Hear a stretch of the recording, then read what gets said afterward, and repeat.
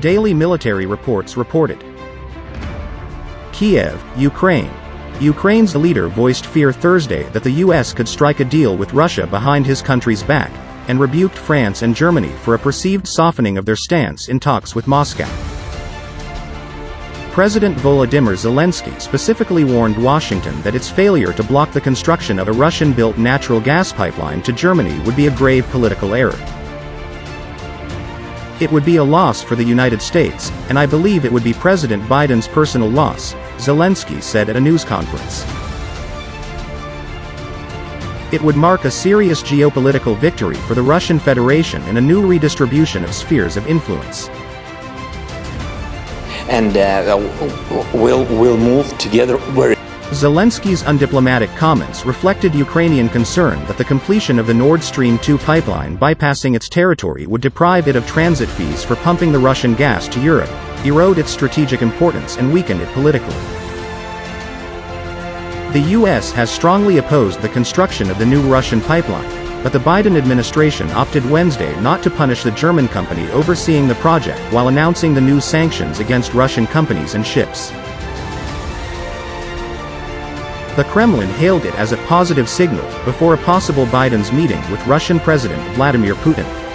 Russia and Ukraine have been locked in a tense tug-of-war ever since Moscow annexed Ukraine's Crimean Peninsula in March 2014 following the ouster of the country's former Kremlin-friendly president and threw its weight behind separatist rebels in Ukraine's east.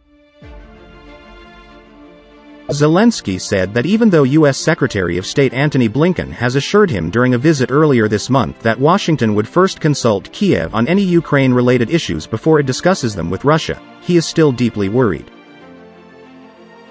Are there risks that some issues will be raised despite our agreements? He said, "Yes, I'm sure that there's such risks.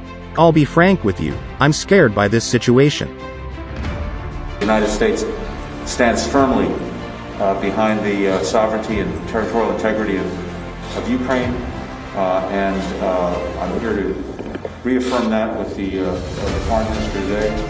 And that's particularly important at a time when we're seeing, unfortunately, Russia take very provocative actions when it comes to Ukraine. We're now seeing the largest concentration of Russian forces on Ukraine's borders since 2014.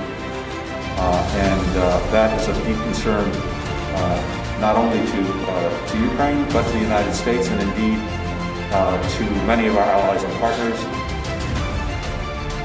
More than 14,000 people have died in 7 years of fighting in Ukraine's eastern industrial heartland called Donbass. A 2015 peace deal brokered by France and Germany helped end large-scale battles, but regular skirmishes have continued along the tense line of contact in the east and political settlement efforts have stalled. Considerable military buildup is unjustified, unexplained, and deeply concerning. Russia must end this military buildup in and around Ukraine. Stop its provocations and de-escalate immediately. Last month, increasing violations of a ceasefire in the east and a major Russian troop buildup near Ukraine stoked Ukrainian and Western fears of renewed hostilities. Moscow says it has withdrawn its forces after sweeping maneuvers, but Zelenskyy said Thursday that many Russian troops have remained near Ukraine. The Ukrainian president also said that France and Germany recently have been too soft on Russia. "I feel their support, but I believe that it should be stronger," he said. A gathering today, we try to avoid the mistake that was made in 2014 when Russia was ready to act swiftly and pursue its military goals in Crimea and Donbass, while our Western partners were considering their reactions to what was happening on the ground. Russia will not be able to catch anyone by surprise anymore. They are aware of my thoughts. I have been very frank with them. I believe that they have recently weakened their positions a bit. The 2015 peace deal signed in Minsk, Belarus, obliged Ukraine to offer broad autonomy to the separatist regions and a sweeping amnesty for the rebels. Чи готова вона до них? Так. Чи перестане Україна боротись за мир дипломатичним шляхом? Ніколи. Чи буде Україна в разі чого себе захищати? Завжди. Наш принцип простий. Україна не починає війну першою, але Україна завжди стоїть до останнього. Господин, я готов пойти еще дальше и предложить вам встретиться в любой точке украинского Донбасса. It also stipulated that Ukraine would regain full control of its border with Russia in the rebel-held territories only after the election of local leaders and legislatures, provisions resented by many Ukrainians as a betrayal of national interests. Ukraine has pushed for modifying the Minsk agreement to make reclaiming control of the border with Russia in the rebel-controlled regions precede the local elections there, but Russia has firmly rejected Kiev's demands. Ukraine and the West have accused Russia of backing the separatist rebels in the east with troops and weapons, claims Moscow has denied.